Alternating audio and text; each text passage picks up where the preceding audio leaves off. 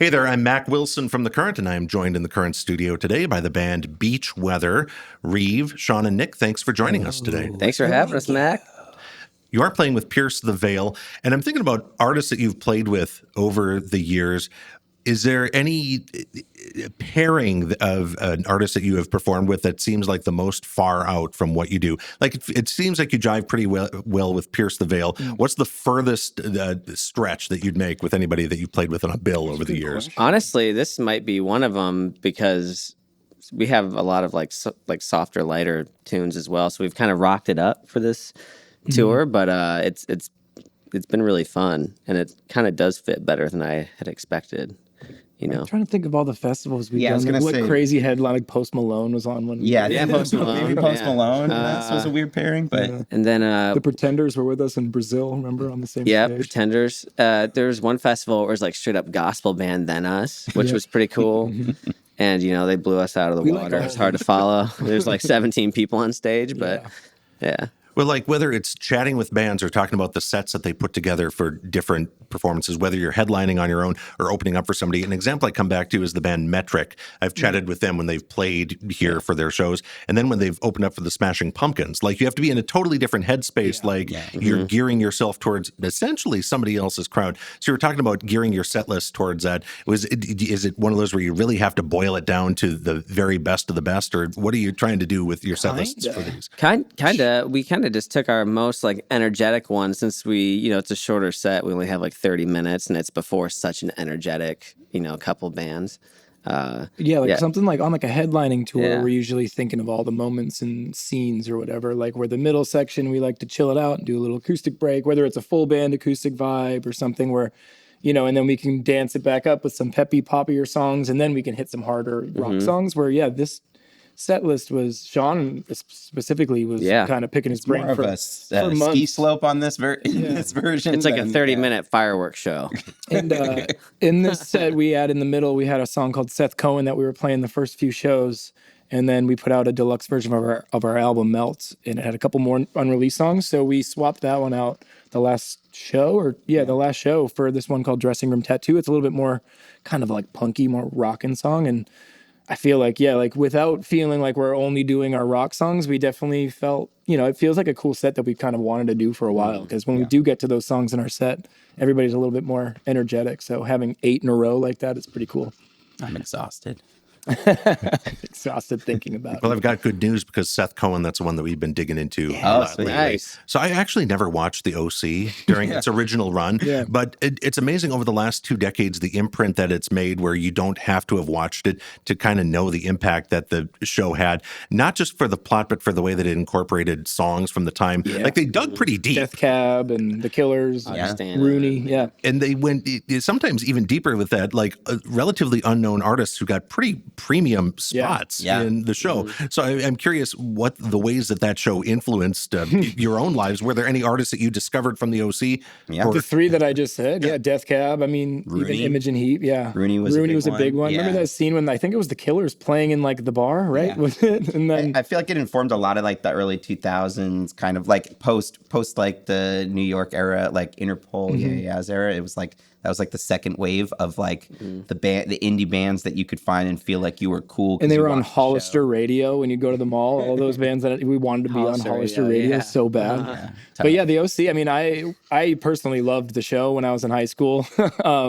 Me and my girlfriend and all of our friends would watch it on Thursdays, and Seth Cohen's character was like nobody else that. For emo kids, growing up in the early 2000s, like nobody else on TV was really like that unless they were like mocking somebody, So Seth felt like the most authentic character to like kind of the life besides being, super rich, living in Orange County and all this stuff. Me growing up in the suburbs of Boston, it felt very relatable in a lot of ways. And I remember approaching Sean like 2 years ago being like, I'm rewatching the OC and we should write a song called Seth Cohen. And he was like, how are we going to do that? And then it took us a little bit and we did it. It's a fun one. People seem to be connecting with it, which is really fun. Yeah, I was in elementary school when that show was we had to explain to him who Seth Cohen was. Catholic school and like not allowed to watch that. So, Not Seth Rogen, Seth Cohen. Yeah.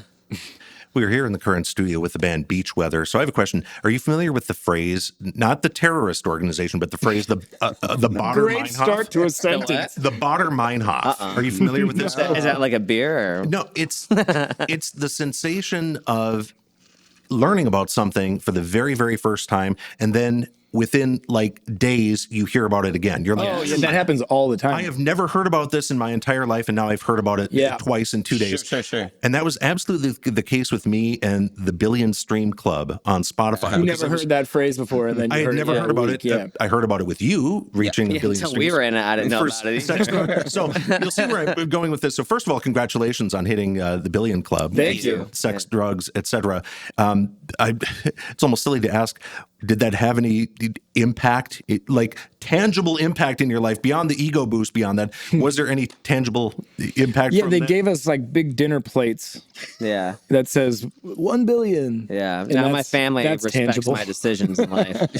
Yeah. That's the only change it's made for me. Yeah. I kind of figured that there's only like marginal stuff that in real life, but I mean the idea that a billion people have streamed your song. It's That's insane. cool. Yeah. Yeah, I mean, finally seeing the got a other songs that are girlfriend, in my family that. respects me. Yeah. I remember like a month after it hit a billion, my wife sent me a text of a screenshot of Bye Bye Bye from NSYNC just entering the Billions Club. And I was like, how the hell did our song enter a month before, the Billions Club before Bye Bye Bye? It's pretty wild. And the second instance where it came up with me, I was reading about Linkin Park, where they're having a couple of their songs gradually hit the Billion Club. They've got like 7 or 8 of them now. But like you said, with Bye Bye Bye by NSYNC, you're like, this is a band that's been at it for 20 some years, Right. and then we got there before them. A band That's that cool. sold like 1 million records first week, and it was a huge deal when they did it, and now it's like, whoa, we I hit try to 1 billion humble streams? myself knowing that if they had Spotify back then, they would beat us. we'd be cooked.